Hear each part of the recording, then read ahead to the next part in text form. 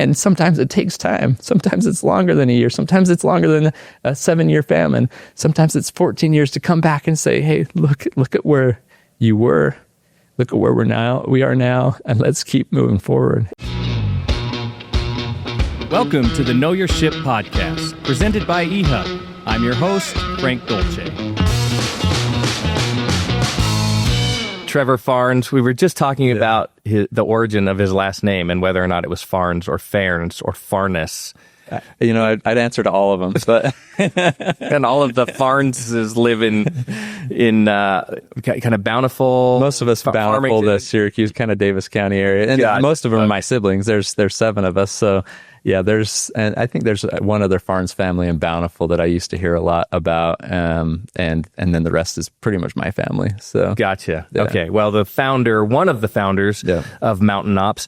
I love the story about the name and why you chose mountain. Can you describe that for us? Yeah, I mean, it's definitely a metaphor of life, but also the mountains we play in here in our backyard of Utah, or the audience that we address, that we cater to with Mountain Ops is a hunting crowd. It's a hunting audience. They a lot of them don't work out in Gold's Gym. They're out in God's gym. So we wanted to come up with something, and I can't take credit for it. Some of my founding partners really were instrumental in the marketing piece and the branding piece of coming up with something that wasn't hunting nutrition or hunter supplements. We wanted it to be something that people would wear, and we actually do sell quite a bit of apparel, and had it been hunting something, it wouldn't have sold, and it would have kind of alienated us to other audiences that we could go after. But the mountain is, where we go, where we hunt, where this passion resides, but also the metaphor of life of what mountains are you facing? What mountains are you trying to conquer? Whether it's a challenge that you're up against or it's an achievement that you're trying to conquer and achieve, then there's all sorts of mountains that we face in life. And then the ops is outdoor performance supplements. So in the mountains of life, or while we're hunting, we utilize these outdoor performance supplements to fuel the passion of those who live to conquer more. Well, I love that. And you do appeal to a broad part of the community, or maybe all of the community, because everybody faces challenges. Right. Everybody has their mountains to climb, and maybe that's what our life is about. Is climbing these mountains, overcoming obstacles. Really is. And so the way that you've built the company on these core values that we'll talk about. But I first wanted to talk about maybe some of the mountains you overcame, your family overcame in creating this company. And maybe that was a significant part of building this company and the mission of the company. So let's do kind of the 30,000 foot. How did this all get started? Yeah, getting into supplementation for me started in 2010. My dad was going through some heart health issues. We have a history of heart disease in our family. His dad died of a heart attack. My mom's dad died of a stroke. My dad had just had a few stents put in his heart. And I was reading a book I typically wouldn't read. It was called No More Heart Disease by a Nobel Prize-winning doctor that found that nitric oxide is a signaling molecule in the cardiovascular system. So he did all this research on it. I was reading that, found some ingredients that could help my dad to increase his blood flow and circulation. And I took it to a chemist friend of ours and asked him to whip up a concoction, put my dad on. He had really bad neuropathy and poor blood pressure. So the neuropathy was keeping him from feeling his toes and his fingers. And so we put him on the product, and within a few days, he started feeling some tingling sensation again. And so we knew we were onto something. But my wife and I had no resource to start building this business. We had invested a few years prior to this into a few different businesses. Went out after having a stable job for a period of time, working for my brothers, actually selling pharmaceuticals. We had saved up enough to go start our own businesses, which was the goal. We wanted to start a business, do good with that business, succeed, hopefully do something in the community with that. And we failed miserably for multiple reasons. I mean, there was, we were young, naive, and we were learning. We made some decisions that were wrong. We bought into a franchise that went bad. We bought into real estate in 2007 when right around the corner. Had we known what was, about to happen, we would have run the other direction. But we found ourselves in a very difficult situation, not able to pay for our mortgage, house up for auction, foreclosure letters, and a daughter that ended up in the hospital at the same time with some kidney and liver issues. And she was deemed uninsurable because of a mishap going from employed to self-employed with our insurance. And so for 3 years, she was on medications we couldn't afford, but she needed to be on them to keep her alive. And so, different stays up at Primary Children's get difficult and expensive, and all of that kind of stacked up against us. So now we had this mountain we were facing of financial difficulty. And it was a time in our life when I felt like a failure. I felt like, I wasn't providing, presiding, protecting those things that I was meant to do as the husband and father in my home. And fortunately have a wife that would have never caused me to feel that way. She was my support. She was my encouragement. She knew we were struggling, but she thought, let's not give up on the goal. Let's just find a different path. And so let's pivot a little bit here or there, and let's make it through this. And because of that approach and because of that support, and then because of our faith and who we rely on with our relationship with God, we decided to come together and look to each other and look to God. And I get a little sweaty-eyed talking about it because it was a moment in our life that was pivotal for our marriage. It was critical for us to go through this for what we're doing now in our business. And had we not been there, we wouldn't be where we're at now, doing what we're doing. It gave us moments of perspective, experiences of eye-opening to even hunger that our family was now facing. Up where we live in Davis County, Utah, 1 in 4 children go home on the weekends without enough food in the pantry. And all of a sudden, that was my family. We lived in an affluent neighborhood, and you wouldn't think that it was happening all around you. But during that time, what I found was there was multiple families struggling in a similar way. And we just happened to be one of those families that this struggle knocked on our door, and we tried to face it head on. We tried to look to God and experience what He needed us to experience so that we could hopefully apply it to our life going forward and use it as a guidepost instead of a hitching post. And so those moments of hunger and failure really ended up fueling what we're doing now. And through what we call our Operation Conquer Hunger, something that my wife and I started initially, just a $22 donation to help feed some hungry children. And for us, it was difficult. That was a sacrifice. But we saw that as our loaves and fishes, like if just a few loaves and a few fishes. And we tried to turn it over to the Lord and say, use what we have. It's not much, but it's yours. And take our hearts, take our lives, put us to use, put us to work. And He's done that in an incredible way. I've always believed you're most powerfully positioned to serve the person you once were. And so that's what we see Him allowing us to do now, is to look back and help somebody that's going down a similar path we were once on. So that's kind of how we've approached business, with a drive for mission, really principle based. Mm-hmm. And so we started this supplement brand to help my father. And after all these transactional businesses that just weren't working, I finally thought, I've got to have a mission. I've got to have something, because that's what drives me. I'm a mission driven individual. Transactions are just there right now for me because I got to replace what we're losing. And, we were living life below zero at the time. And so I was just trying to do that. But reading that book and then finding a product that I could give to my father and start to see some improvement really was something I could sink my teeth into and get behind. And so we started to build a business. I got an investment from my brothers to buy the first 500 bottles of this product. It wasn't Mountain Ops at first. We called it Phoenix Nutrition. Because like the Phoenix, I was ready to rise from the ashes. Sure. And my dad, with his health, was ready to rise from the ashes.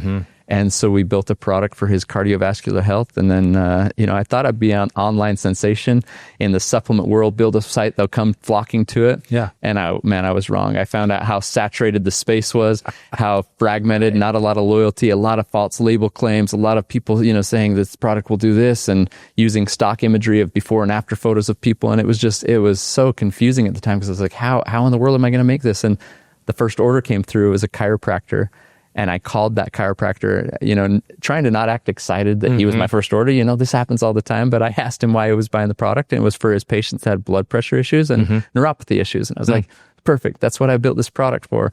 And I pivoted and I said, I don't know if we're going to be able to make it online with this business, but I can go knock doors. I've been in sales. I've knocked doors a lot of times in my life. And so I just started hitting up every doctor office that I could. You went on a mission. I mean, went on a mission to Mexico. That's good training. That's all we did was knock doors. Yeah. And, not that I loved knocking doors, but I loved sharing something that would benefit someone's life. Mm-hmm. And if there's something that I can see that, and especially it's benefited my own family's life, like a mission at the gospel or like this product that was now benefiting my father, watch out. Like I can go, I'll run through the brick walls and I'll come and share this with you. And so that's what I did. And for about 4.5 years, was selling through doctor's offices. Yeah. That business is still in existence. It's in its 15th year. But in 2014, I was meeting with a few marketing guys and found out that most of their marketing they were doing in the outdoor industry with hunting, and as kind of the tip of the spear of where they were focusing their marketing. I had never hunted before. Mm-hmm. So I didn't really understand it, but I said, is there a place for supplements like I've built? We're selling them really well through these doctor's offices, but could we take it to a hunting audience? And their eyes went wide. They were like, there's a big hunter athlete movement with brands like Under Armour, Yeti, Sitka. And there's no consumable brand really leading the way. So if we could bring the right product, the right branding, the right messaging at this time, I think that this audience would eat it up. And so Mountain Ops was born, and kind of sharing that name, and it took off like wildfire. It really caught on. It resonated with an audience that had been underserved. 72% of our customers were trying supplements for the first time. They weren't the type that would buy in GNC, that, the bodybuilding language wasn't speaking to them. And now there was a group that was out living their passion, that was selling a product to help them fuel their passion. Yeah. And I loved it. At first, it was just for me an opportunity to fuel a very, very passionate, almost fanatical, group of individuals, this community. And it's what they love. It's what they talk about, sleep about, drink about, eat about. It's like, it's everything for them. And now I was activating that passion with our products. So I was in seventh heaven, just like, this is awesome. These products I've built are really fueling this passion, but it wasn't enough for me to just fuel it. I dove head first in and, have hunted all around the world now, with my wife, with my children, with my parents. I've brought a lot of people in. I've kind of been the pioneer of hunting in my family. At first, the intrigue was I got a new way to feed my family after having not been able to for a period of time. But now it's become more about connection, just being out in God's country, connecting with Him and connecting with those that I'm out there with. So that's a long roundabout way to say this is how it all got started, but it really started with one person. And it's been a business that's been a one-on-one connection with a lot of people, really helping to transform their lives and helping them conquer those mountains that they're up against. Yeah. It's interesting. As you were describing that experience getting to Mountain Ops, I was curious. It seems like you're, like you said, you're kind of a mission-driven person. It felt like early on that you were just trying, maybe not too strategically, even just trying, like, I'm going to invest in this. I'm going to start this. I'm going to, and had this kind of failure after failure after failure before landing on something that really resonated. Yeah. Is that very much true? Because the first was like, okay, 2007, we've got enough cash in the bank. Let's go out and invest this. It's our time. Let's go and let's make it big. Real estate, and as we just shared, like, that just wasn't the greatest opportunity or time to learn real estate for the first time. Maybe it was, but you had to have some staying power, and I didn't have endless amounts of cash, so the deals we did were wrong. And then we bought into a cellular franchise, and we bought 7 of them instead of buying one and scaling up from there, learning how to build one, and then put that to use. We were young, naive, ambitious, and maybe a little bit dumb. And sometimes I think you need to have a little bit of dumb to go take these risks, Right. And so for us, it looked good on paper. It was a business that penciled out, and this was going to be great. We were leaving a really good pharmaceutical sales job that was all commission based, and I was making a lot of money as a young man, a young father, young husband. And this penciled out to replace that, and it was under my control. It was something that I could go and own. So that's kind of where the intrigue came, because I wasn't sure exactly what business I wanted to go into. So let's go test a few. And then I just went too big. Too quick. And I'm glad I did, because I think we needed to feel a lot of pain to experience. And I believe there's a wise purpose to the pain we feel in life. And had I gone just small and that hurt a little bit, I might have I might not have felt it. I might not have experienced the perspective that we were to gain. But we bought into that franchise, and about 4 months after the doors opened up, the franchise was shut down by a regulatory agency. It had nothing to do with anything we were doing, but there was little investigation done. We had to close our doors, and I had no staying power. I was learning I was getting an education on working capital and cash flow, and I didn't have any. And so I realized, okay, this was not the best approach, but it put us in that hurt. And then that hurt just caused us to look, okay, how can we replace what we're losing? And so, it became transactional. It became I wouldn't do anything unethical or immoral or anything like that, but just like, what is a business that we can go and be a part of, and how do we create something new? And so we tried multiple different things, probably 5 or 6 businesses that just didn't pan out. And I might have jumped from one thing to the next a little too quick as well. But that one we had to shut down. It was just, there was no opportunity there. But I stuck to it. We stuck to it. We tried different things. And, one lesson I've learned is that you got to let time do the hard work at times. And it may not go exactly how you'd like, but if you put in the time over time, and especially if you find something that you've got a mission behind, you've got some drive that really is either personal or you can just attach yourself to because it's benefiting someone. I feel like if you put in enough time over time, it's going to work out in some level, some way, shape, or form, right? Yeah. And that's what we've found. So a couple questions from that experience. As you look back on that, would you do anything differently now if you had a chance to do it over again? And did you ever have a passion about any of those businesses you were investing in until you got to Phoenix and to Mountain Ops? Like, were you passionate about I wasn't passionate about it. I'm passionate about people. So if I could find a way to build a team and I could be instrumental in their growth and their development, and I could build culture with core values, and those core values would be the decision-making guardrails and factors in how we did that business, that's exciting to me. And so I feel like I could take that, and if it's a product that I like and a group of people I love, I can find some passion in that. But no, I wasn't excited about the transaction of that business. It wasn't like, wow, I can change people's lives with this. Maybe you can with, communication and such. In real estate, there's a lot of you're putting people in homes or you're building something. I like that creation process, but my satisfaction comes from working with people. Would I go back and do it again? Or what would I do differently? I guess I would do a lot of things differently, but I wouldn't want to change the outcome of what we experienced and what we learned. There's no way. I wouldn't wish that upon others, other than if you could experience what we experienced, especially as a couple, and then with our faith in God, I would do it 10 times over, and I would just repeat it. And in fact, when things started to get a little bit better, I remember talking to my wife, and it was like, hey, we've got to make sure this reliance on Him continues. Even as things are good, we need to find ways to always be remembering Him and turning to Him, because in those moments there was strength and power that we hadn't experienced yet in our life to that point. You have experiences in life where you become acquainted with that source of strength, and I absolutely love what we experienced through that. So I wouldn't want that to change. Had I done some things different, like maybe, I put up my walls. When we opened up those stores, I screamed from the rooftops, we're open for business. And I was so excited.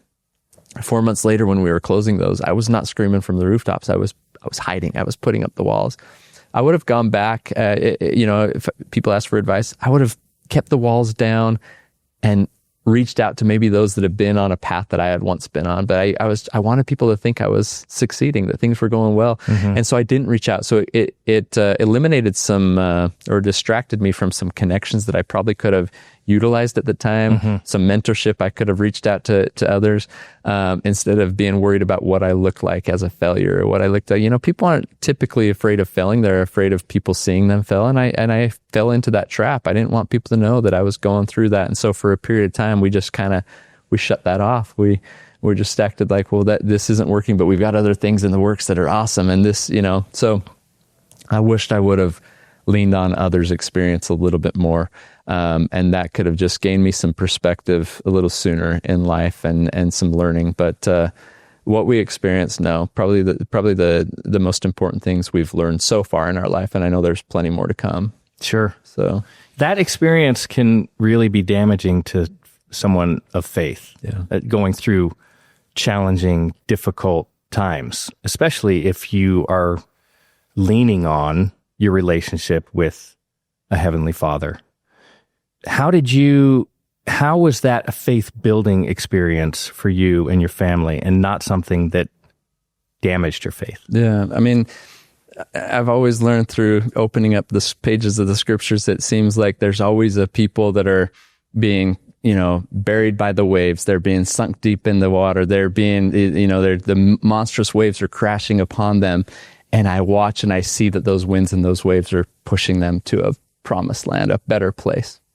And I knew that prior to these experiences. My faith has been a part of my life for all of my life. I grew up in an incredible home. It's really at the core of who I am and what I want to be and what I'm, trying to become in life. And so at that time when these storms arrived at our door, I actually had an experience prior to where I had a dream one night, and I won't get into too much detail, but in this dream, there was a message that there was a storm of financial difficulty upon the horizon. And I woke up from that and I just thought, everything's so good right now. And I even went and talked to my brother, who was my boss at the time. I said, is everything okay? Is business good?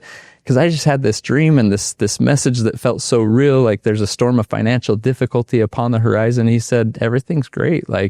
Your job's secure. You're doing a great job selling the product we were selling. So, but that put me and my wife into this mode of, okay, maybe a little bit more food storage, maybe a little bit more savings. We don't know, but I told my wife about it. She said, we need to respond to that. We can't just let that pass us by. So we did. We responded a little bit, just quietly between the two of us. And then about 9 months later was when we decided to go off on our own. And it was as if the moment we wrote the check, everything financially around us began to crumble. And literally, it was just boom, you pull a trigger, you push a button. It's just whoa, this is not how this penciled out. This is not what I had imagined. And that voice of there's a storm of financial difficulty upon the horizon would come back to me time and time again. Not as I told you so and you didn't avoid it. It was I let you know that this wasn't avoidable. This would happen. And that's so I could trust in that knowledge that there was a little bit of a warning to know. And so through that all, I could trust in the fact that he was aware well before.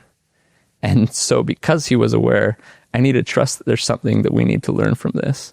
And so it became a greater resolve to lean on him, to trust in him, to let him prevail in every aspect of our life, to make sure the steps we were taking were directed to him, that our eyes weren't taken off of that, and that through that, ultimately, somehow, some way, we would find some success. That was the feeling and the confidence that we had, and the faith that we had in the Lord at the time, and still today. And I talk often about the little game that we used to play as teenagers. That I don't know if you played it. Then you knock on the door and you have an object, and it's something that you're saying, hey, we're having a bigger or better party and we need something bigger or better than this. And I remember my daughter and her friends started with a rubber band or something once, and she came home with a TV, and it's they went to all these houses and they kept trading up. And so much of our approach to God was hey, help us have something a little bigger or a little better than what we're in right now, what we're experiencing right now. Just show us the way. And what I found over time, that's always bigger and better than anything we could conjure up on our own when we trust in him. And it might not look exactly like what we imagine, but it's going to be bigger and better. And it might take more time than we expect, but that time is so valuable. And the time that God gives us, a God that loves us, he knows us, he gives us the time we need to work through things. And so, I think I've learned to win the wait sometimes. That there's divine delays, and you have to win the wait by getting out and serving it. So difficult. Yeah. To go through that period of time. Yeah. Very, very difficult. And it'd be more difficult had my wife and I been on different pages, especially with that, trusting in God's timing, trusting in his care. And I remember, my wife and I was speaking at an event. It was a men's event. So she hid in the back because it was a room full of men.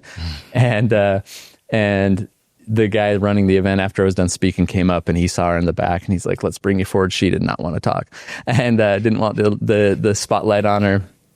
And instead of just coming up in front of the crowd, he had all the men stand and create a very large circle and put her right in the middle.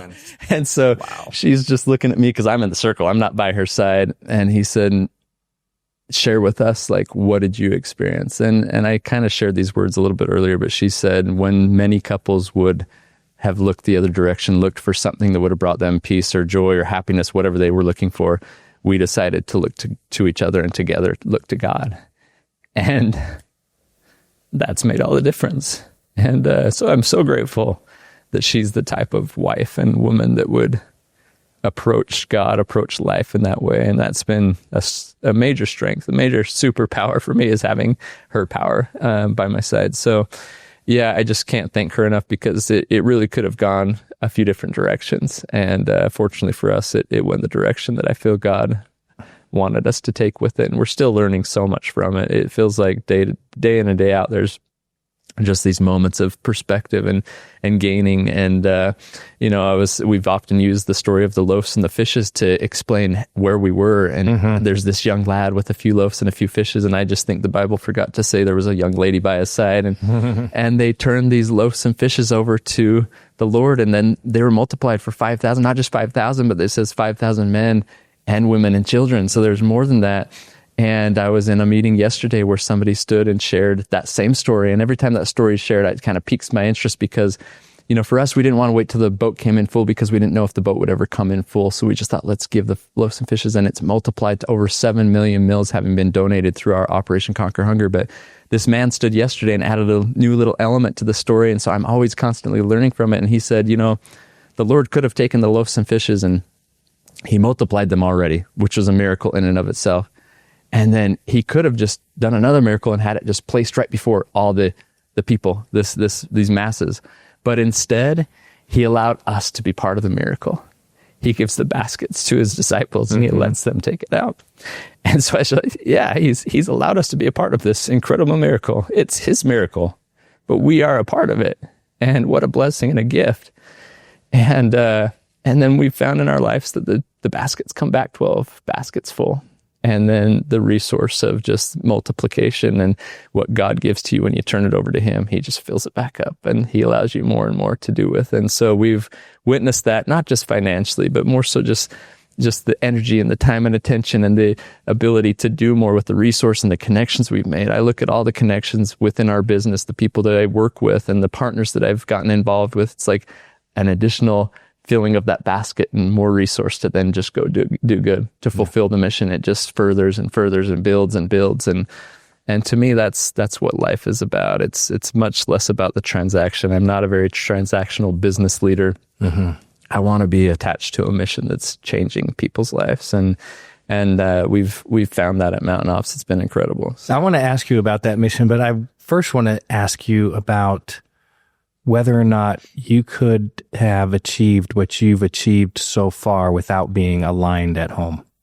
Oh, I would have. I think I'd be a mess in the office if I didn't have support and alignment at home. Honestly, I know that happens with a lot of people where there's not alignment. And look, my wife and I, we don't have the perfect marriage. We disagree and we have our struggles, but we love each other, and we, as much as possible, look for the good and try to overlook the bad. And, we got married when she was 18 and I was 21. We barely knew each other, dated for 2 months, engaged for 2 months.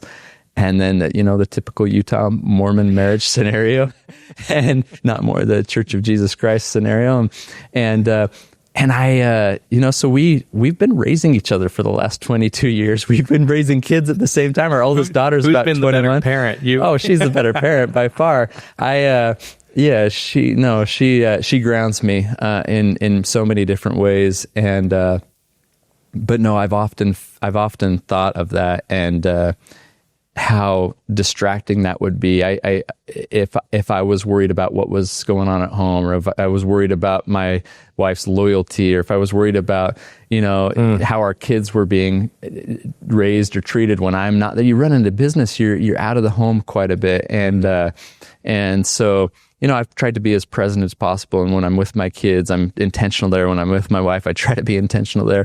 But yeah, no, I haven't had the distraction of worrying about how are things there. And so, yeah, it's been a gift. I can just call it that. It's been a gift to be married to Jenna Farnes. When you started building Phoenix and then Mountain Ops, how intentional were you about incorporating your faith in the business? Yeah, very much so. I worked for my brothers originally with a large Utah business, a pharmaceutical business that my brother sold a few years back. And I remember being part of the process there. It was called MedSource, and we were a pharmaceutical group. And I remember he had just hired a new Harvard graduate, and this Harvard graduate came in and said, hey, we need to define our core values and create my brother was really good with culture.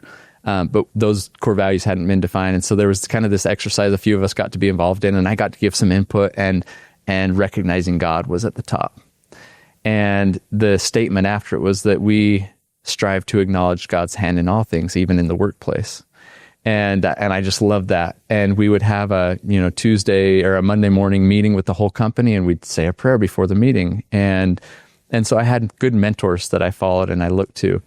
When I went off on my own, I actually at the same time in about 2010, I went back to school. I found a degree, an online marketing degree that I felt like it would be beneficial for the business I was trying to grow. Mm-hmm.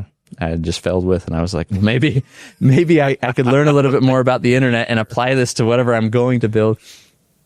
So on top of failing business and little kids and medical bills, I decided to go back to school. I was in a bishopric at the time. It was like this very, very busy time of life where I was just like, whoa, our family time was very limited. And I remember one of the classes asked us to create a business and to create the core values that would drive the business, that would steer the business. Mm-hmm. And so I went back to those core values that I had been living with my brothers. And they weren't core values. It was like in that business, like, who do we want to be now? It was, who are we? And are we okay with who we are? And how do we want to improve upon these principles? And so it wasn't like, let's make up something that we're not. Let's be who we are wherever we are. And if we're going to live this way at home and in the community and in church and that felt good. That felt comfortable. It didn't feel suffocating trying to be compartmentalized. It's okay, at work, I can be this way and I'm going to be a jerk because it's in the name of business, and I can be this way at home and I'm going to be a great father, and I'll serve there, but I won't serve well in the community. It just didn't make sense to me. Life is life, and it's where all these things are happening for us, but we should be who we are, and we should be grounded to a set of core values that guide our lives, whatever arena of life we're in. To me, that's integrity. And so, my brother had kind of started that ball, but it was something we were raised with. You look at it was put pencil to paper in that business, and then I've carried it on through these businesses in a pretty big way, building our culture around it. But it came to our childhood where our parents taught us to recognize God in all that we did, knowing that one day we'd grow up and we wouldn't have our parents to rely on. My dad just passed away a couple years ago, and the fact that he helped me create a relationship with God is the greatest gift he could have ever given me, and my mom. And so, in our business, we recognize God, and that can be, for me, it's the God that I believe in, and I believe in Jesus Christ, and He is my Lord and Savior. We don't promote it within the business as a religious thing. It's a faith-based thing where, really what I love about involving God in business is each of the individuals I work with, they all have unique gifts and abilities and talents. And for me, those gifts come from God. And so if I can recognize the good in individuals and put it to use, hopefully I'm recognizing God, and I'm recognizing the talents that an individual has and how it can contribute to the whole. And that's one way that an organization can do that. Yeah, we pray before some of our meetings at Mountain Ops, and we try to serve in a way that's Christ-like and this and that. But really what it comes down to is recognizing there is a higher power we can rely on in life. And I can't share my entrepreneurial journey without, it would feel very off if I didn't recognize that there's been a hand and a power involved in putting people in my path, or giving me strength to take one more step, or, giving my wife the strength to encourage a husband that felt like he was failing, and all these things. It was, so for me, it's, he's at the top of the list, and that is the number one core value. And you look at the great commandments, and if you just live these two, you live them all. I'd say the same thing about Mountain Ops. If we live the one, recognizing God, just recognize Him, be guided by Him, his influence in our life, the rest of them will follow, because we've got trust and we've got service and we've got family and we've got joy and we've got diligence. We've got 12 core values at Mountain Ops, one for every month of the year. And that's kind of more from my brother's business. There was less, but I wanted one thing to focus on every month at Mountain Ops, so we created 12. And that's what our culture is built around. That's what our decisions filter through. And when you abide by core values like that and you live according to them, you enhance the brand experience that everyone has.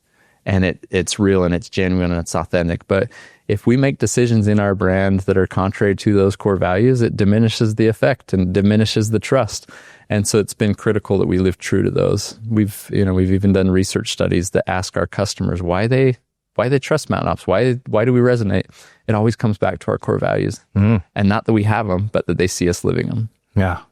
Have you ever had the experience of, I know you've built this culture in the company. But people are your greatest asset, and people can be super challenging too. So when you run into a situation where an individual doesn't align with the core values of the company, how do you manage that? Yeah. It's first and foremost, I try to be very clear as to what the expectations are as they start the journey with us. When I sit down with even still, now that I'm not the CEO anymore, I'm founder and chief visionary officer. I'm playing a different role for the business over this last year. I still sit down with every new employee and I give them a pair of shoes. And this is kind of what I've done ever since the beginning. I give them a new pair of shoes to start their journey, and they're about to take some steps with the company. And the journey of 1,000 miles begins with a single step, but the destination is determined by the direction of those steps. So I talk to them about the direction of the steps they'll take in the shoes that they'll be wearing with us. And my message to them is that the choices they make in the shoes they wear today will determine the shoes they wear tomorrow, the blessings, responsibilities, opportunities that may come their way, or to the contrary, the removal of shoes that represent blessings, responsibilities, opportunities, if they don't abide by them. And so we have the core values on the wall right there while I'm explaining these shoes and our choices. And I say our mission is to improve lives of individuals. We do that by making decisions that filter down through these core values. And this is what our expectation is that we live true to these so that people can experience what this brand has to offer, which is transformational and life-changing. But if we make decisions that are contrary to it, that may mean that an experience with a customer is negatively, occurs with partners, but also maybe the removal of blessings of these shoes, And so you set the expectation first and foremost that people understand, okay, this is what is expected. Then you train. You can't just have it be a one-time thing. And sometimes I feel repetitive in the things that we do, but that's what, building culture and tradition and routine, you have to, and it might be a moment in somebody's life where, okay, now this is clicking, or now it makes more sense, or I'm living in a phase of life where this is impactful for me, where a year before it wasn't. So we train on a regular basis about these core values. We have goals every month, and you have an accountability partner at Mountain Ops. And one of those goals has to do, there's a spiritual, a physical, a mental, a social, and then right in the middle, a core value of the month. And there's a goal, and you have somebody that you're working with. It's a random person. So we hold each other accountable to living these things. And then if there's something that's off, and I don't like conflict, I don't like drama, I don't like approaching the conflict. It's not comfortable.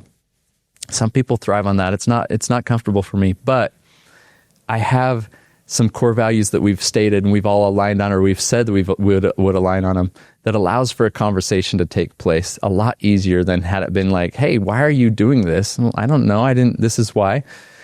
But if I can go to them with a core value and say it's trust, and I can talk to them about trust and how their actions either, enhanced or diminished trust, then it makes sense. And we had already agreed to it. So that conversation is a lot more smooth and easy, and I think understandable. Yeah, people are my favorite part of business, and they can be the hardest part of business, right? Right. And I'm sure I'm not always the easiest part of other people's business affairs as well. But that's part of life, is learning to work with different personalities, learning to enjoy, learning to look for the good and overlook the bad at times. But in business, you do have to make decisions. And for me, having a set of core values that we've all aligned on, or have said that we would strive to align on, is important for making those decisions and having those tougher conversations. And this group of 12 core values, that is based on all of your experience leading up to this point. Is that list evolving, or is it set? It's pretty well set now, but it evolved over time. There was a set of about 8 core values that were a part of my brother's business that I was a part of originally. And, one of them was community, and we do a lot in the community. And it states that, because family is the fundamental unit of community, we desire healthy families to promote healthy communities. I actually changed that core value to family. Because our business and our community that we've built, a lot of our customers come and they'll experience something with us and they're like, I feel like family. You guys, how does a supplement brand make me feel like family? And so it's been really incredible. So we changed that. Our community is family, and it's different than the family you live with, but in many regards, it's family. People are looking for connection, and the greatest thing that we offer people in the Mountain Ops business is connection. And through connection, we conquer. The greatest thing in life is connection to God, to family, to community. And so we've changed that. That's evolved a little bit, and then just about a year ago, to kind of round out and add some more core values, so that we'd have one per month. We added diligence, we added ownership, and we added joy. And the joy one, it was, we'll all go through different circumstances in life. And I'm sure you know this quote, but the joy we feel in life has very little to do with the circumstances of our life and everything to do with the focus of our life. So we actually start the year, January is recognizing God. December is joy. And so my goal with the team is that as we start the year, we rely on a higher power to guide us throughout the year. And that as we look back at the end of the year, we recognize moments, and hopefully many moments, where we've experienced real joy.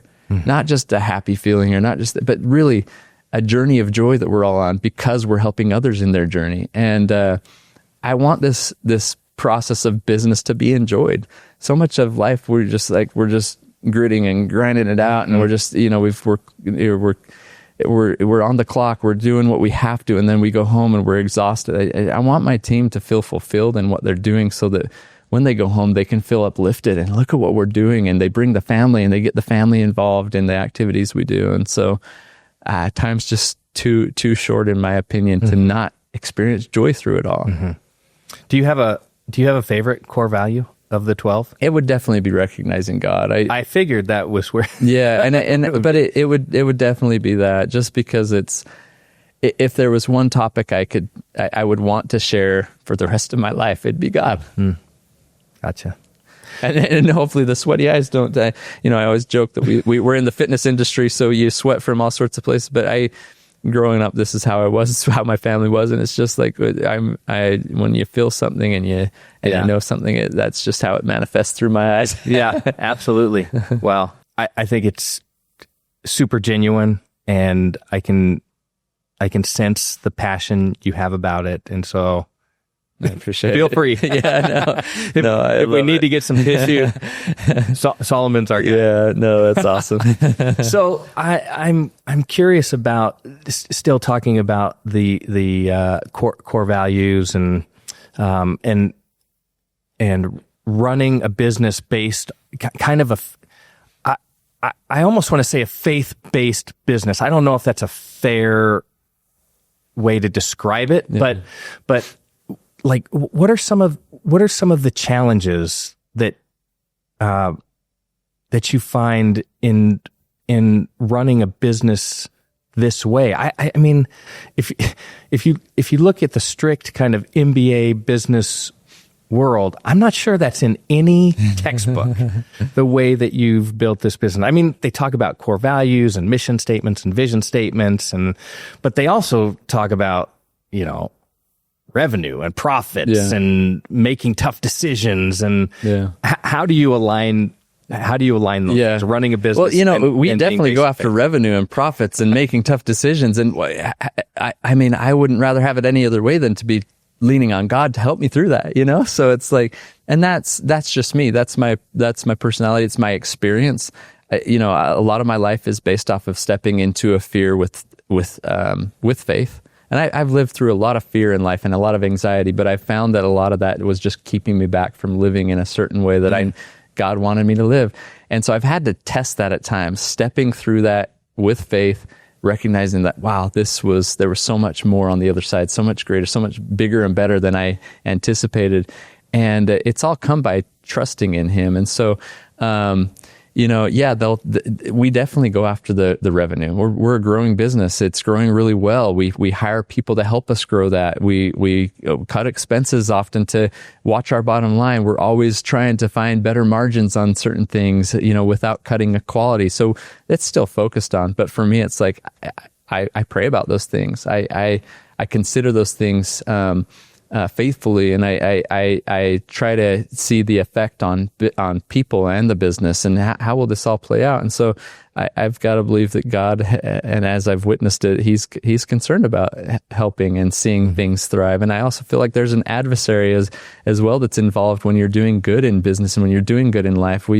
Anytime we have a big Conquer Hunger event where we're going to pack 50 or 60,000 meals, the amount of distraction or adversarial effect that comes into play, it's like, wow, he's relentless as well, but we're gonna conquer this, and so we haven't been met with much pushback at all, because you look at our audience, it's a gun loving, God fearing, truck driving, patriotic group of individuals that have a similar trust and have a similar faith. Might be a different religion, but they have a similar faith. And so I would say maybe faith-based for me, definitely. Maybe for the brand, maybe a little faith forward type reference where we're not afraid. I love Romans 1:16. I'm not ashamed of the gospel of Jesus Christ, for it is the power of God unto salvation. So at the end of my life, if I have held back on that in any regard, not to shove anything or proselytize anything down someone's throat, just to live with that kind of faith. That's what I want to know. That's what I want to be. And so I've found an audience that, in many regards, people, you look on social media, many are becoming more and more open about their faith and their views on a higher power. And I love what's transpiring in many lives right now. I think people are looking for someone, a brand, a person to give them permission to live the way they'd like to. And when somebody comes out and speaks with faith forward at first, it's like, okay, I can be this. That's me. When somebody writes to us and says, hey, I'm following you because of the core values, they're not saying I'm following you because you've got incredible core values. They're saying I'm following you because you live my core values. Mm-hmm. They're theirs. So they resonate with them because it's part of them. It's not so distant. It's not so strange. It's like, that's who I am as well.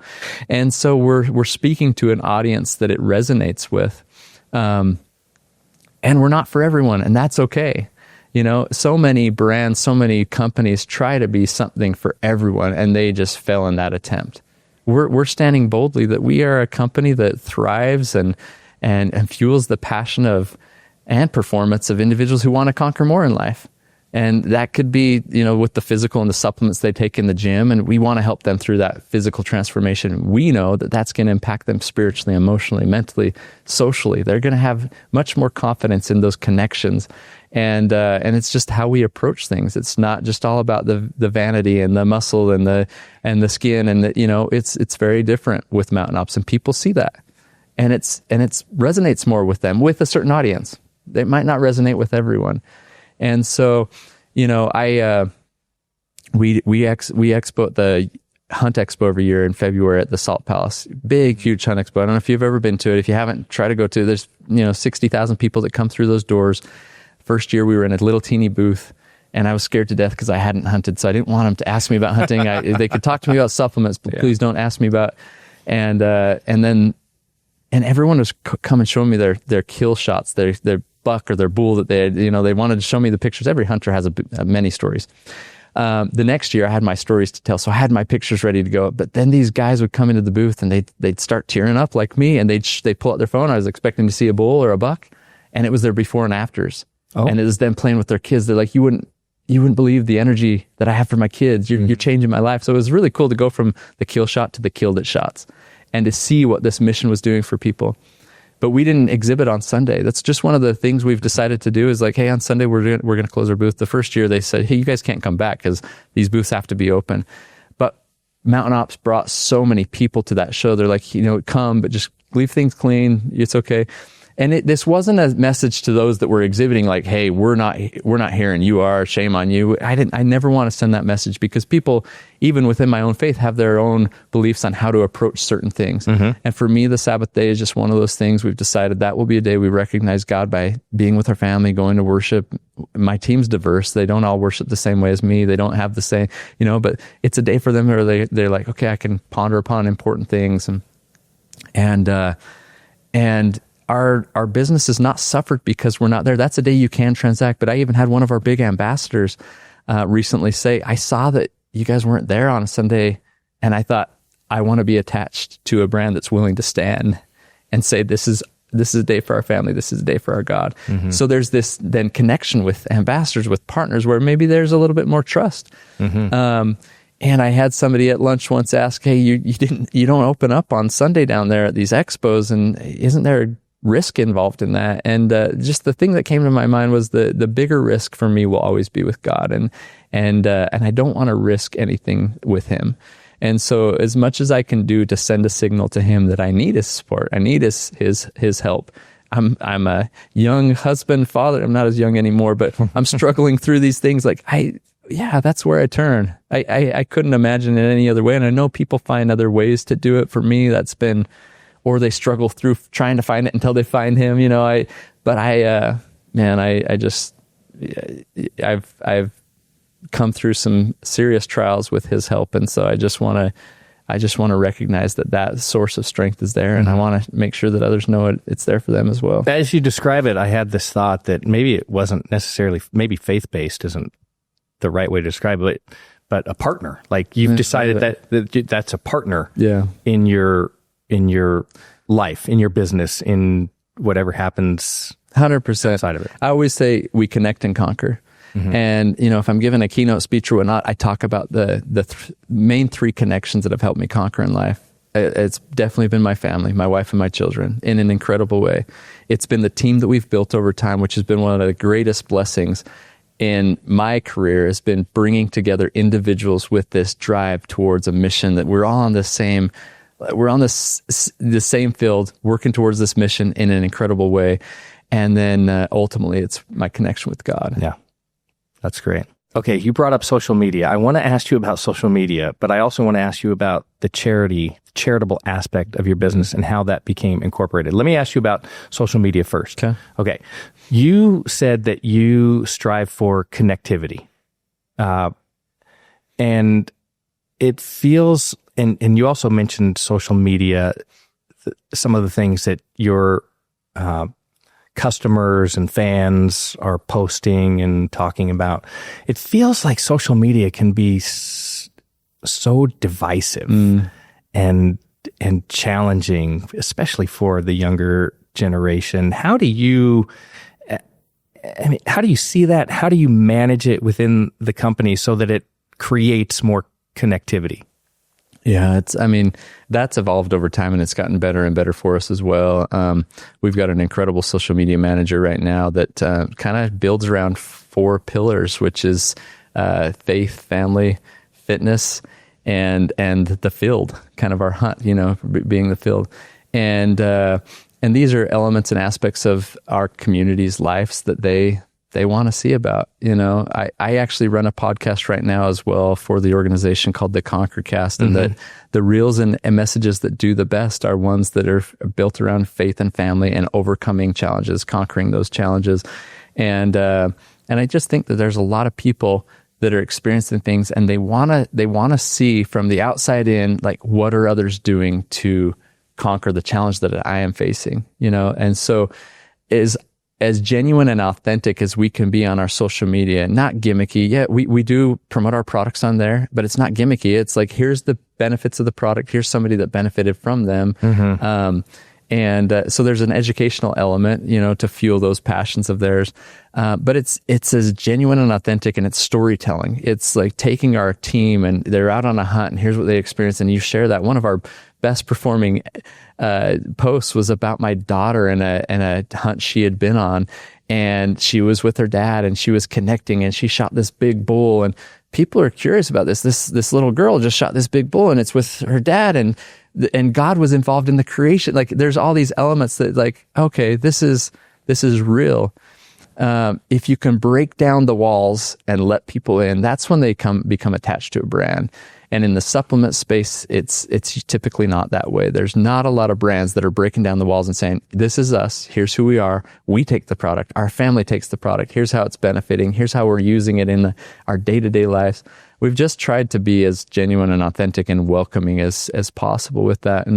And over time, people start to build a relationship with those personalities that they see on social media, and so we've tried to make a connection that way. It's difficult. We can all get sucked into this endless scrolling, and I'm guilty of it as well. A lot of our business happens right there on social media where we're interacting with people, and that's difficult. So we'll hold events to bring people in. Just a couple weeks ago, we held our annual Conquer Summit, and it's a day where we bring in a few hundred people. They don't have to pay. They're there to conquer spiritually, physically, mentally, socially. We kind of build the day around that.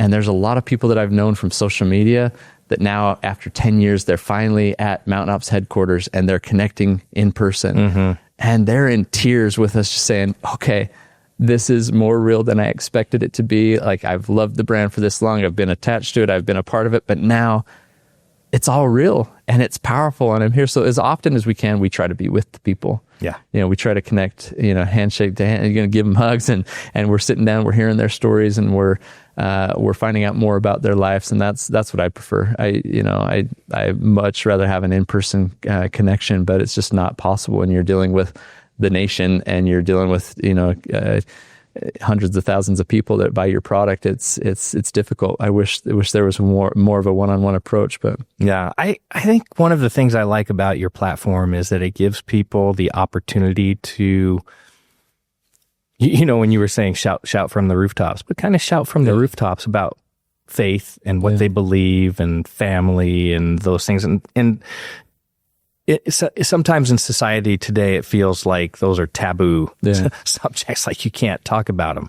And you provide your audience with whom you're very aligned, the opportunity to, without shame, talk about all of those really I think that's the important. key is if you're going to sell a product, have it be something that you're aligned with, and then sell it to an audience. Don't try to force it down somebody else's throat. Go to the audience that is looking for that it aligns with them. It all comes down to alignment. It's incredible. I've got a daughter that's on a mission in Brazil right now. She'll be home in 2 months. I was just talking to her on the drive down today. It's her P day. And I, before she left, I heard this in a church talk about the Amazon River up there in Brazil. And once a year, I think once or twice a year, there's this alignment that happens between the sun, the moon, and the earth. And the Amazon River actually starts to move against the current, and it builds a ginormous wave that will go for 45 minutes. Most surfers, they're in California, they surf for, 20, 15 seconds. And people can come and ride this wave for this long distance, and they call it the Great Roar. And I love it. And that's what I felt like we've built at Mountain Ops, where there's just been this alignment and then this, going against the current a little bit, recognizing God and our faith and serving in the community, breaking down the walls. But when that happens, all of a sudden our community, our team, our mission, our God, we come into alignment, and there's this great roar. And it carries people, and it's incredible. It's powerful. And we're just fortunate to be a part of it, know? And so... Well, I know you say that. You're fortunate to be a part of it, but it seems like it was much more intentional than just being a part of it. You've created something. It's very thoughtful, and it's based on a lot of challenging experiences that you faced in your life. It brings me to this point about the charitable aspect of the business. And you mentioned that, you had some hunger issues within your own family, and that became a passion of yours, and that's aligned with your business now. But was that something that you incorporated from the very beginning, or how did that come about? Yeah, it was interesting, because in 2010, when I was trying to decide, do I start this product to help my dad, or the other option was to go join Nu Skin as a distributor. I had two big distributors here in Utah, Nathan Ricks, who passed away a couple years ago, and Kenton Worthington. These guys were at the top of the game. And the MLM business model wasn't really my style, but these guys were saying, hey, let's bring you in. We'll mentor you. We'll even guarantee you a monthly paycheck from our commission. So it was like very appealing. But I sat in the back row of their convention at a New Skin convention in 2010. And I just thought, I don't think this is for me, but these guys are offering this. Like, what do I do? And I was just wrestling with God and wrestling with this decision.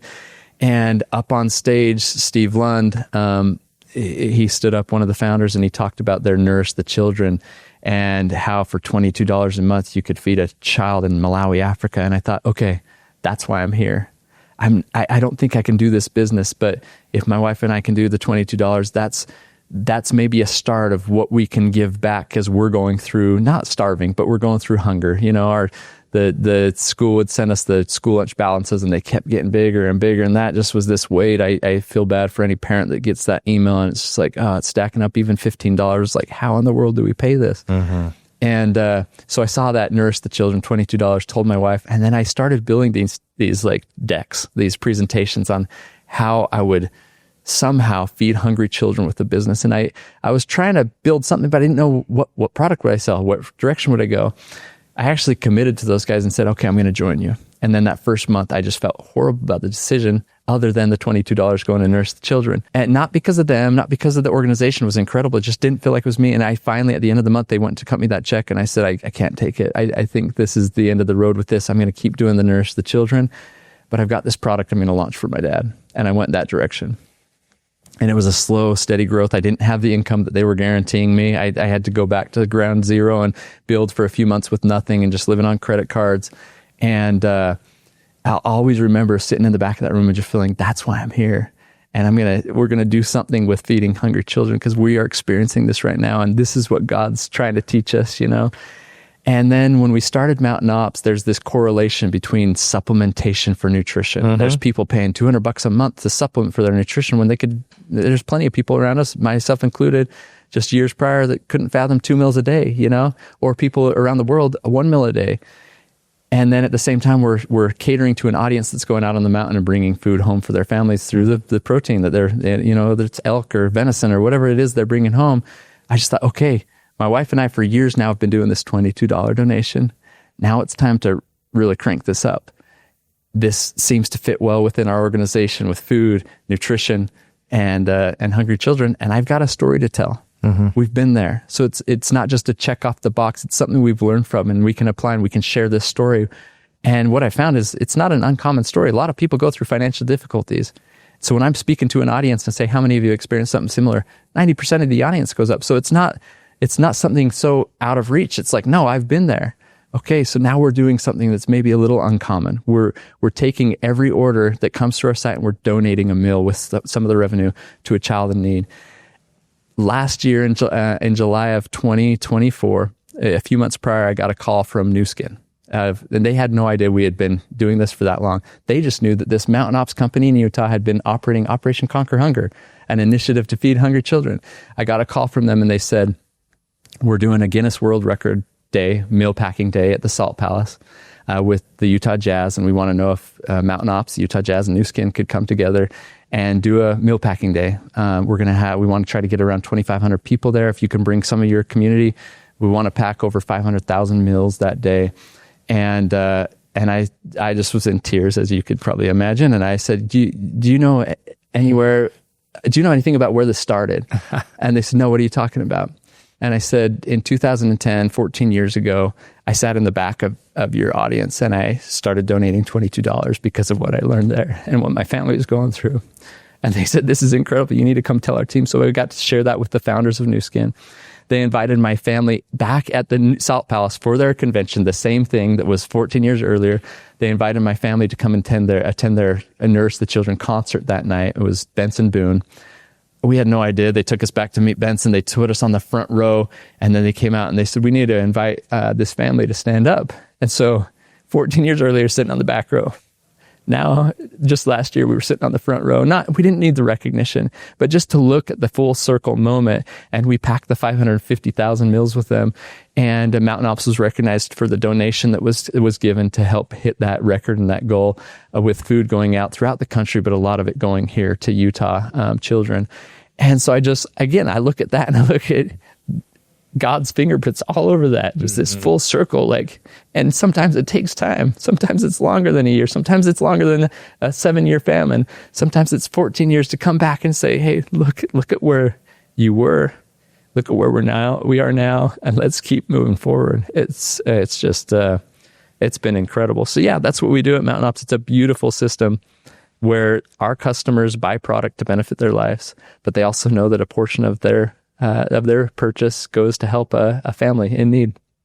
And we will, by the end of 2026, we will hit the 10 millionth meal point, truly multiplying the loaves and fishes that were given to us. Yeah. So it's an amazing story and an amazing cause. And I think, one of the things, it feels like, running a business, and, we started a business here about 15 years ago, and maybe there's too much focus. I'm not just saying about us, but in business about, top line, bottom line, and who's doing what and everything else, and not having more of a full, well-rounded picture. I think that's something incredible that you've built. And I think that's a lesson to take away from this, is that you can have all of the things. You don't have to compartmentalize your life. You can have a well-rounded, faith-based, family-based, connection-based business that's still concerned about making money and being profitable and all of those good things. Yeah, and I believe that as well. And I don't mean to say there's a lot of businesses that are thriving much greater than Mountain Ops, and they're doing well, and maybe they don't have a charitable arm of their business, but maybe those business leaders are doing stuff, privately on their own. And there's so many different ways to do it. And we do stuff on our own as well, but we just happen to have this part of our culture and organization that's built that way. I do think that we as Americans overwork ourselves, and then we exhaust so much time and energy into sometimes things that don't matter as much, where there's relationships that are suffering, and maybe our time at home isn't sufficient, or we're not as intentional because we're exhausted. So as much as possible, we have tried to create a culture that allows people to fill their cup on the service side and everything at work, and doing those things, and then being proud about what they're going home to their children and talking to them about and stuff, and getting them involved. That maybe helps round out life a little bit for them. Hopefully that's the goal. But there's so many different ways to run a business, and good ways, and there's plenty of bad ways that people do it as well. And it sounds like you've done it some of the bad ways too. I mean, you've had some difficult business experience. Difficult, right? Yeah, and there's bad ways where you just don't know, and you fell, and you really shouldn't have any business doing what you're doing. And then there's bad ways where people are taking advantage of others, and and it's just what we live amongst. And so, I'll bring that up. You just reminded me of something. I'll bring that up as we talk about this. But I was going to get to we usually do kind of 3 random questions. Okay. That typically can be, off the wall, funny, but I don't know if I don't know. The questions that keep popping up into my head, I think seem more meaningful. Like, I'm sure you have this dialed up, but what is your favorite scripture?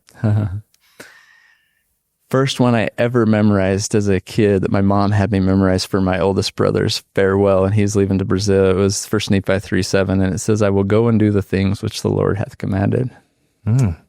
And to me, it speaks to multiple things. I want to go and do. I don't want to sit idle. And you can ask my wife, I don't sit very well. I want to be action oriented. I want to go and do, especially those things that the Lord asks me to do.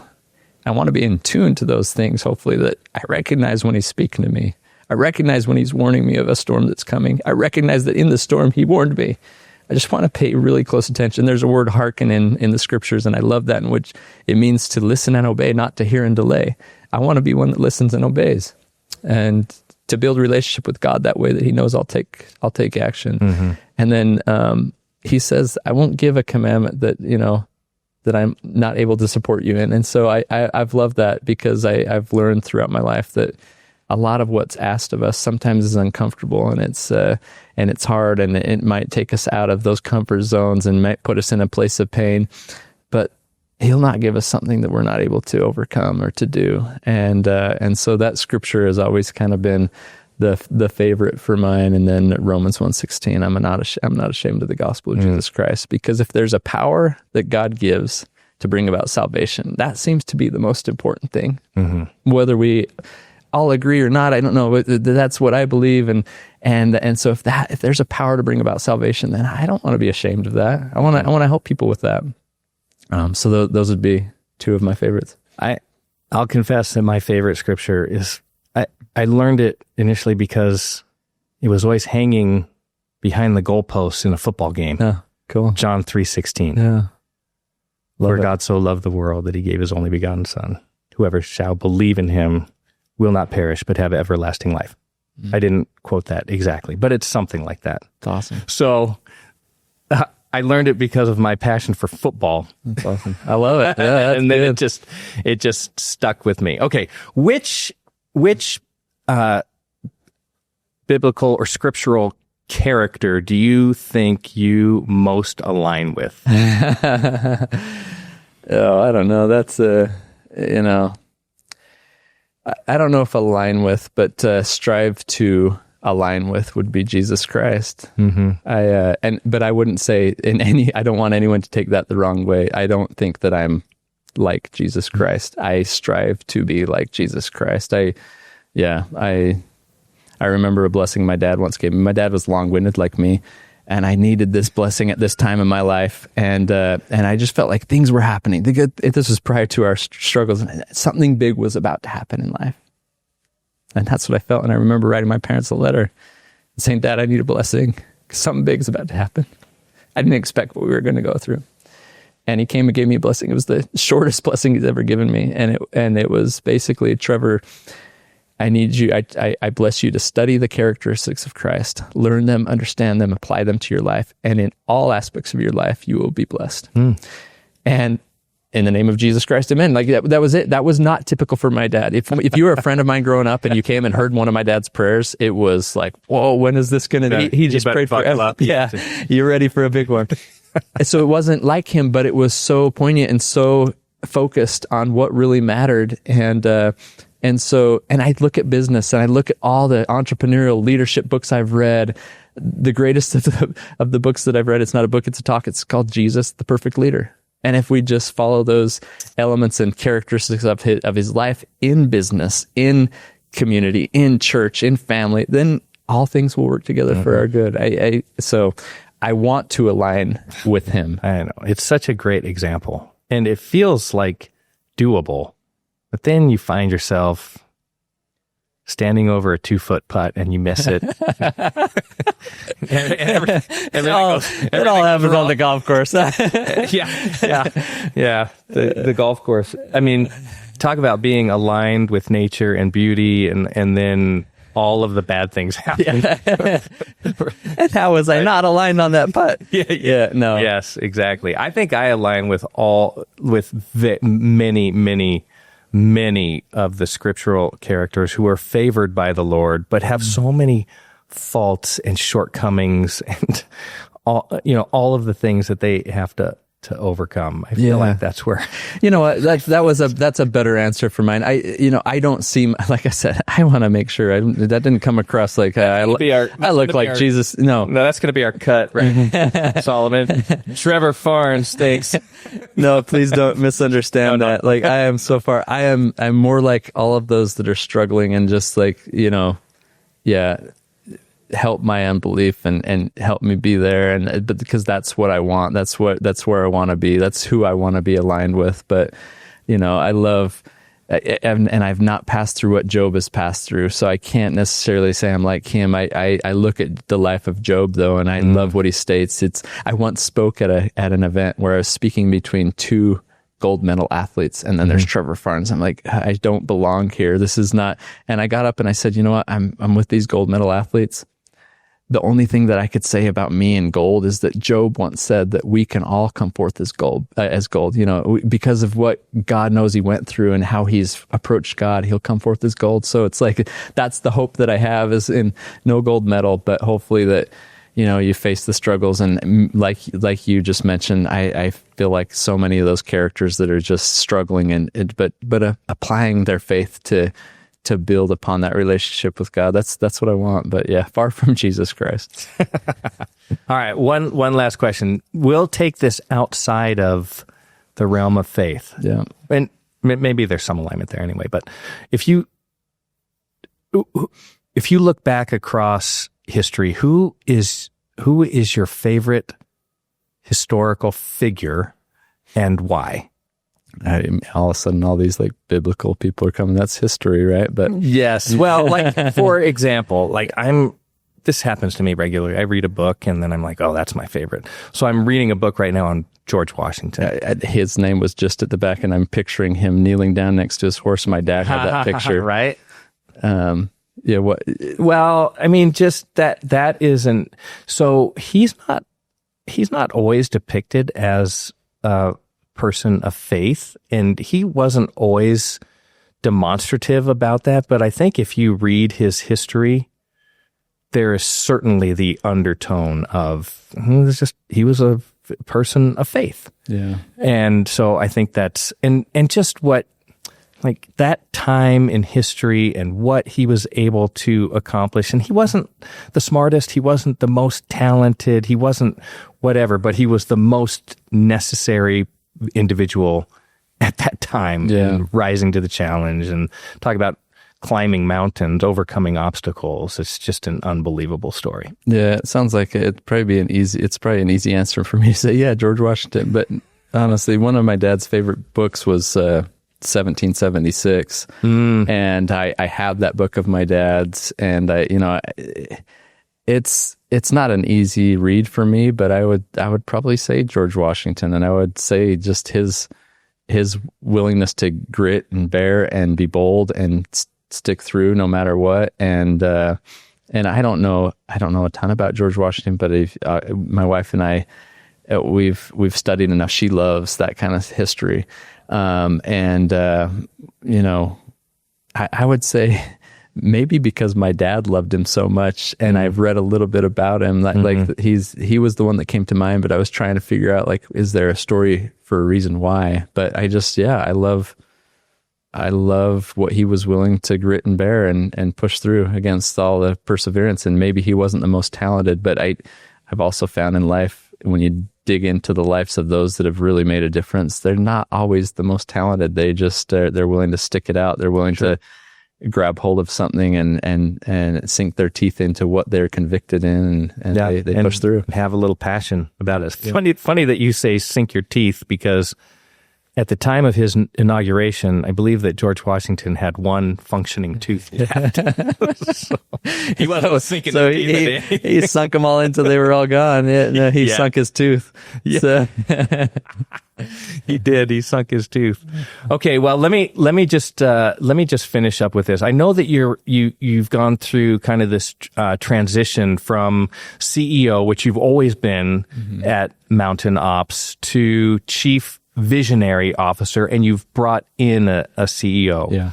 Okay. So we were talking that a little bit before we started the podcast, and I was asking about whether or not you took on some investors, and yes, you had taken on investors about five years ago. Okay. And you sit on the board, and you correct me if I'm getting any of this wrong, but the board is saying, hey, we want you to be out in the community. We want you doing this, but we also want all of this, the business related stuff. And you found yourself in a situation where maybe doing all of that or having all of those functions, you didn't feel like there was great alignment, and decided at that point maybe to approach the board about bringing on someone. Yeah. You've got the story down really well. And I love our board. I love our investors. I've heard so many horror stories of entrepreneurs that end up selling a piece of their business to private equity, and it becomes this nightmare story. For us, it came back to core values. We went through a series of interviewing, a lot of private equity that were very interested in MTN OPS. We didn't necessarily need to sell it. We were still growing. We're profitable. But we wanted some maturation, some accountability in the business, and some networking that maybe we couldn't do on our own, and some ability to lean on others that had experience to help us navigate the the runway ahead of us. And so we were trying to look at it from that standpoint. We found the right private equity group that aligned on the values. And then you signed the deal, and you kind of say your prayers, cross your fingers, and hope that they are what they said they were through due diligence. And our group has been amazing. It's Norwest Venture Partners. They're out of the Menlo Park, Palo Alto area in California. Incredible individuals. They have brought in and helped us network with individuals, whether it's people we're hiring or putting on the board. And that have just been amazing. CEOs that have sat in my seat in different supplement brands that I could really use as a sounding board and lean on. But when you bring in private equity and the board is formalized, the business gets a little more professional, and there's more reports, and financial institutions are very good at taking whatever report that you have and digesting it, regurgitating it with a million other questions to then, kind of go through. I would say that's not my skill set, is to quickly just go through KPIs, analytics, and financials and say, okay, here's the decisions we need to make. But I found myself a lot of the time just being kind of confined to my desk to go through reports or to collect reports from my team and to get it back to the board so that I was on top of things. And I was anxious about that. I wanted them to see that, we're on top of things, and we run a really clean ship. There's no skeletons in the closet. We're profitable. We're very cautious with our money. And so they've appreciated that. But there is always this demand of more reporting and more of this understanding. And so, the request and my desire to be more founder forward, to get out, connect with the community, it was keeping me from doing that to the extent that I wanted to. Mm-hmm. And knowing that, at some point there will be another transaction with this business, probably to a larger private equity or a strategic. And so there would be a need for some succession planning to be put in place. So we actually hired last year. It's been a year as of August 1st. Keith Severa, he was the CEO of Onnit, Joe Rogan's supplement brand. They're kind of known for the Alpha Brain product. Mm-hmm. He rose through the ranks there, and at bodybuilding.com has great experience in the supplement world, and specifically within marketing and supplementation, and was their CEO there at Onnit. We had a great relationship for about 2.5 years. So I knew him. I trusted him. We would do regular calls where I'd talk to him about marketing. He'd talk to me about culture. We'd kind of scratch each other's backs. And so when it came time for that, and we had a conversation, and he was up for a change. He was up for, coming into the business that was at a point where he knew really well how to grow on it from where they were to where they sold to Unilever. He'd been through that process. He could help a brand in our shoes. And so just said, hey, look, I'm not looking to step away from my brand. I'm looking to free up my time to drive more awareness and magnify our message, magnify the core values, the mission, magnify the Operation Conquer Hunger, which is a huge differentiator for us. But I'm stuck in reporting mode. So come take on the reports, help with the day-to-day, which I'm a founder CEO. That's a lot different than a CEO like this that's come up through the ranks, and it's just different. It's not like there's nothing wrong with the founder CEO, but oftentimes you can get it to a certain point, and then you build the team around you to take it to the other points, and for me, I've had to rely on people every step of the way to get to every phase of the business. Sure. And so this is one of those moments where I thought, I'm not going to let a title get in the way of progress for me or the team. Let's bring somebody in. I'll, be the chief visionary, more so kind of founder forward, get out, speak a little. I wrote a book last year that we launched. We started the Conquer Cast, all around this mantra of conquering more in life. The book's the Conquer Code. And so that's what this last year has been incredible. You hand your baby over to someone else and let them take the reins, and you're like, oh, I hope this all goes well. But I had a good trust in this individual, and he's doing great. The team has rallied around him. We're different, but we complement each other in many ways. And I'm still heavily involved with the lives of the individuals at Mountain Ops, the culture especially, and then driving the mission and the vision forward for us. Is he aligned with the core values? Has he embraced the core values of the company? I think that's one of the things that drew him to us. Yeah. And so, and it's interesting. We do this thing called the How I Conquer series at Mountain Ops where, a new team member every week will show their How I Conquer story, like where their foundation was as a child, different mountains that they faced, challenges they faced, the core value that resonates the most with them at Mountain Ops, what they're striving to conquer more of within that. And there's a presentation put together. So his first day on the job, I asked him, come prepared to share your How I Conquer. And, I was grateful to see that, up on the board, the number one core value that drove him to trusting and wanting to be a part of Mountain Ops was recognizing God. And he's from Texas, and we come from different backgrounds and different family lifestyles and dynamics growing up, and different challenges that we've each faced. And his eyes have been open in different things in life where he's had to lean on his faith and different than the way that I have. And it's awesome because he'll resonate with somebody differently than I can. And so, that was one of the things that he saw with Mountain Ops that was different. Him knowing the supplement space, being at bodybuilding, then on at very large brands. He saw the lack of loyalty and the fragmentation of the brand, of that community. And so he saw Mountain Ops as very different and approaching things different, communicating and connecting differently with an audience. So, gotcha. Interesting. All right. Before I let you go, if you had one piece of advice that you could give anyone who's starting a business, looking at getting into business on their own, or just in life in general, what would that advice be? Yeah, for me, a lot of it comes back to just having a set of core values that are uniquely yours, that align with you, and stay true to them. Draw the line in the sand. It's non-negotiable. Be who you are wherever you are. And if you're that kind of person with integrity, then trust will build, relationships will build, opportunities will build because of your ability to just be true to yourself. And God has given you so many gifts and talents and abilities. Focus on those. Oftentimes we say, well, I want to improve upon these strengths. No, let upon these weaknesses. There are weaknesses there. They're meant to drive us to God. They're meant to humble us, not to become necessarily. God will make us strong, but you have gifts and talents. Put them in place, put them to use. God will utilize you in an amazing way, especially as you stay true to who you are. Well, I love that. I resonate with that. I really appreciate your thoughts today and the conversation and all that you went through, and how you're an example of how to be a well-rounded, fully rounded individual, and create connectivity in your business, in your life, and it's all kind of one and the same. It's not these separate entities. Yeah. Thank you very much. Okay, if someone is unfamiliar with Mountain Ops, where can people find you?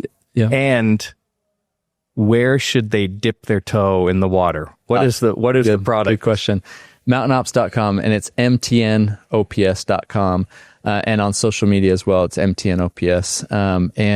If you're going to try something for the very first time, Ignite is our number one seller, and it takes the product I created for my dad to help improve circulation and cardiovascular function. It's an everyday energy, though, that people take it for. So they get the cardiovascular support for their heart. There's some caffeine and stimulant for energy, and then there's a Brain Ignite blend of nootropics, which help with cognitive function. So you kind of get this three-in-one daily energy product. Number one seller, my favorite's the Rocky Mountain Ricky. It's what the flavor I brought for you. It's like a lime Ricky, but we've got a lot of different flavors. We're known for our flavors. You'll love them.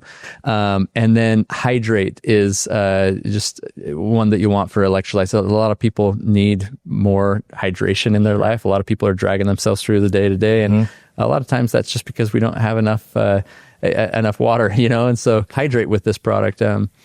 Is that just for daily use, or is that during exercise? Is it awesome for during, but daily use? We've got some products that are specific for the gym during that training, and most of them though are kind of daily use products, or in the field when you're out and about, and it can be used for anyone.